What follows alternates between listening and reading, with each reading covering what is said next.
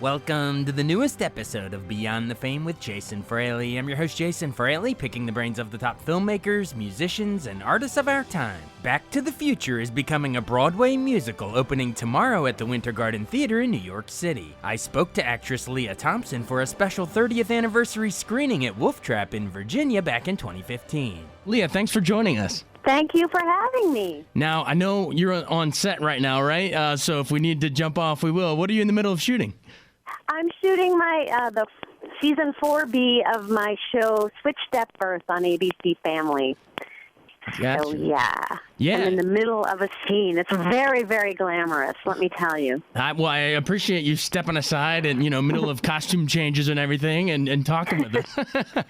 Now, you'll be in D.C. On Friday at Wolf Trap, actually technically Virginia. But how did they get you roped into doing the show? Did they call and say, hey, we have a 30th anniversary thing going on, want to join us? So tell us how you got involved. No, they asked me, and I have a sister in Baltimore, so it seemed like fun to just go and see that. I love that score. I love the orchestra. I love Wolf Trap. I've danced there before, so I'm excited to see it again. When did you dance there?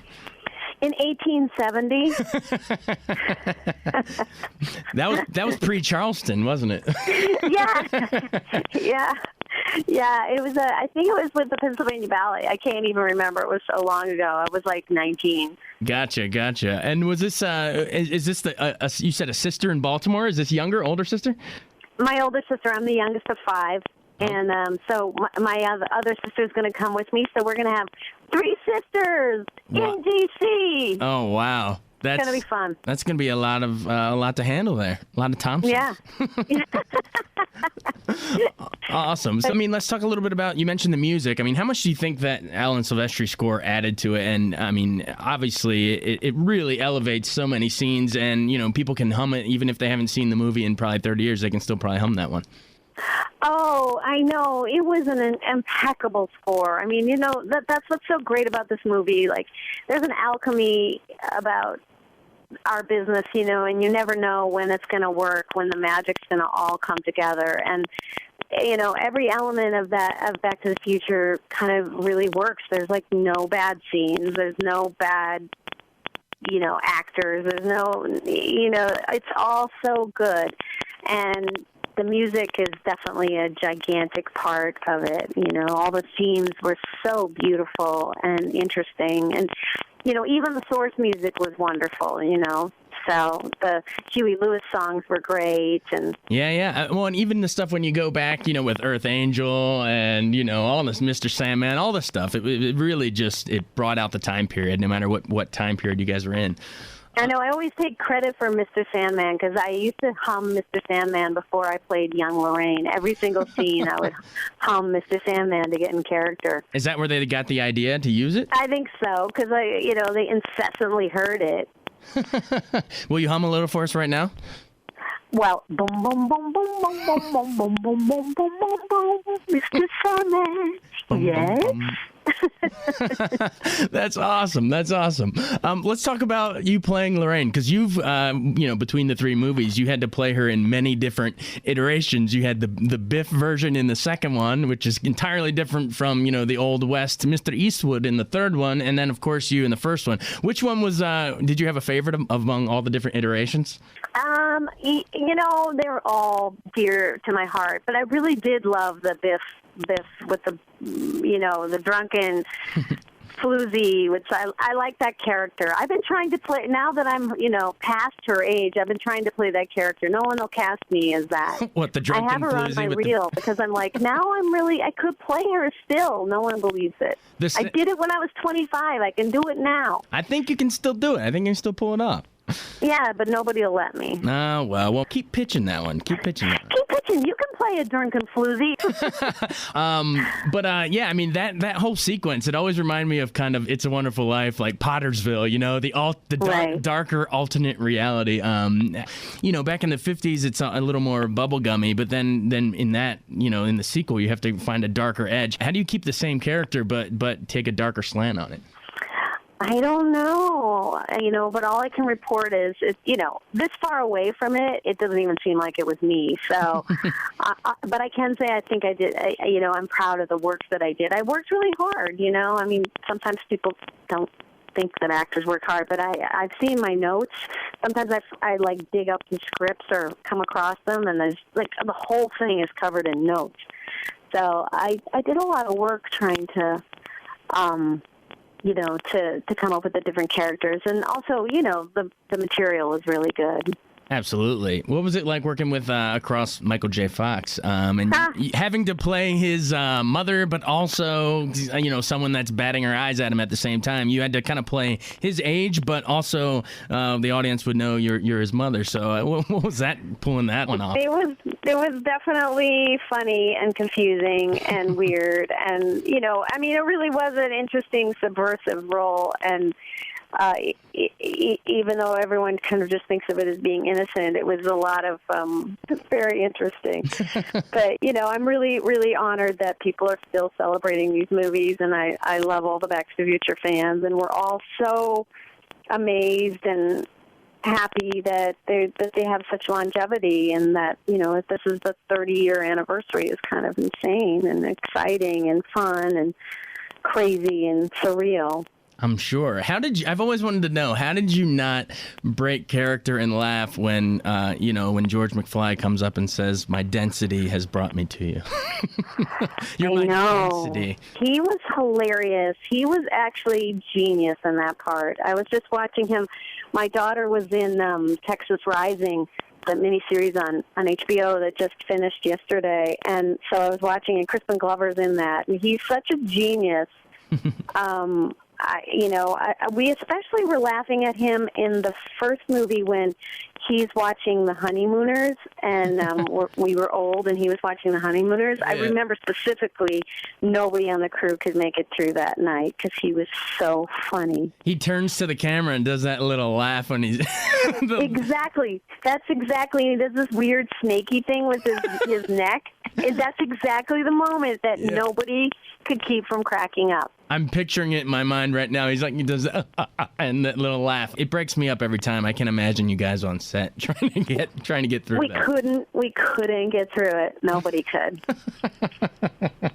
And then what about in the second one, how did you guys achieve that where, when you double back on itself back to 1955 again, and you're running into your own characters of your former selves? Like how was that even achieved by Zemeckis? Well, that was particularly difficult because Crispin Glover was not there, so They had somebody impersonating him. So that was really triply difficult because we were missing one of the actors, and it was unfortunate. But it was interesting. It would be easy to do nowadays, but at that point there was this giant camera called the Tondro that we used, especially when I was like 80 and there were 3 Michael Foxes in the scene. That was really difficult. Now it would be easy, but at the time it was very difficult. But that's what I think made it so inventive for, you guys were doing things at the time when it wasn't easy.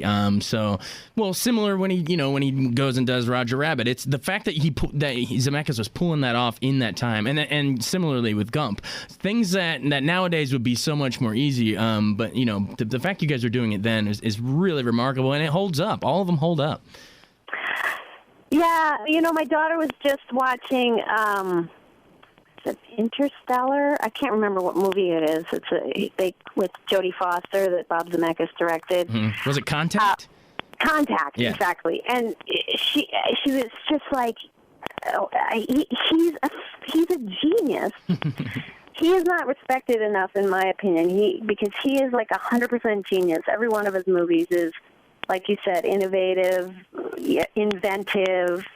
And has so many different elements of comedy and suspense and, wonder. He's an amazing director.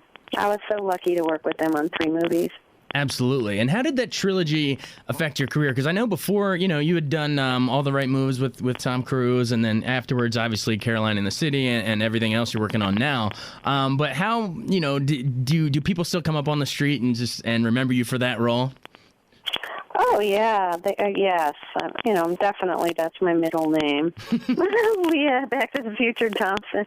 And that's okay with me. It's a great movie, and I'm honored to be known for it. I feel like I've done a lot of really interesting work since then, but it's definitely resonates, and it's wonderful that it resonates all over the world, and it still does. I mean, like I said, I'm very honored and pleased.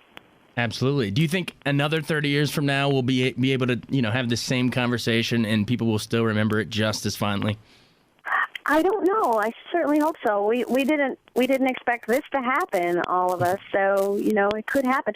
It seems to be like a holiday staple, and people really like showing it to their kids. The movie still holds up oddly, and that's a real blessing. I think the themes are really resonant to people. The idea that we all still feel like we're 17 at heart, and that your kids were people too, and the especially in Back to the Future 1, the idea that one moment of courage could change your whole life. That everything you do every day is important on some level. I think that's a lesson that everyone wants to remember and teach their children and their grandchildren. Yeah, I think there's just something about, parents, when they show it to their kids, the idea of seeing yourself in your children, and then for kids, seeing that your parents were once your age too, and, it doesn't matter if it's in the 50s or the 80s or, I guess, 2015, that's where they went to in the sequel. Right. You guys got a little bit right with that stuff. We had, there's a Miami baseball team now, that, they didn't make it to Jaws 15 or whatever, but, look at Sharknado, and you guys nailed the sequel thing pretty good. Well, we certainly didn't expect people to, I don't know. I think Bob was really into showing the future in a funny way, So that's what he was concentrating on, not exactly duplicating the future.